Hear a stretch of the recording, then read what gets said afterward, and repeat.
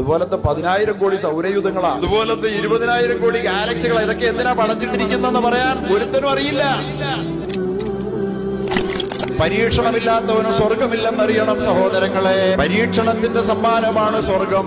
അതത്രയും വിശാലമാണ്, അത്ര അനുഗ്രഹീതമാണ്. മിനിമം ഒരു സ്വർഗവാസിക്ക് കിട്ടുന്ന സ്വർഗം ഈ ഭൂമിയുടെ 10 മടങ്ങല്ലേ.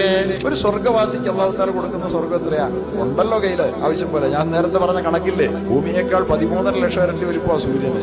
അതുപോലത്തെ 10,000 കോടി സൗരയൂഥങ്ങളാ, അതുപോലത്തെ 20,000 കോടി ഗാലക്സികൾ, ഇതൊക്കെ എന്തിനാ പടച്ചിട്ടിരിക്കുന്നെന്ന് പറയാൻ ഒരുത്തനും അറിയില്ല.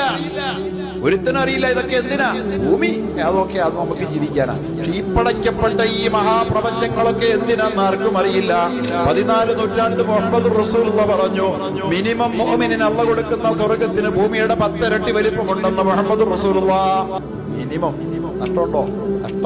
ഇനി മരിച്ചാലെന്താ? ഷഹീദായാലെന്താ? കോൺസെൻട്രേഷൻ ക്യാമ്പിൽ പോയാലെന്താ? അള്ള കാക്കട്ടെ. ടെൻഷൻ ക്യാമ്പിൽ പോയാലെന്താ?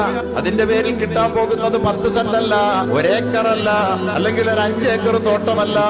ഈ മഹാഭൂമിയുടെ ഈ സമുദ്രങ്ങൾ അലറി വിളിക്കുന്ന, അലമാലകൾ അലറി വിളിക്കുന്ന സമുദ്രങ്ങളുള്ള ഭൂമിയുടെ അമ്പിളി അമ്മാവനോടക്കം പറയുന്ന ഹിമാലയം 80 കിലോമീറ്റർ ഉയരത്തിൽ തലയുയർത്തി നിൽക്കുന്ന ഈ ഭൂമിയുടെ, അതുപോലെ തന്നെ സഹാറ പോലുള്ള 100 കണക്കിന് 1000 കിലോമീറ്റർ പരന്നു കിടക്കുന്ന സമതലങ്ങളുള്ള ഈ മഹാഭൂമിയുടെ 10 ഇരട്ടി വലിപ്പമുള്ള സ്വർഗം കുറഞ്ഞ പക്ഷം ഒരു മുസ്ലിമിന് ഞാൻ നൽകുമെന്ന് അള്ളാഹു പറയുന്നുവെന്ന് മുഹമ്മദ് മുസ്തഫ പറയുമ്പോ, സ്വർഗത്തിന് ഒരു പരീക്ഷയുണ്ട്.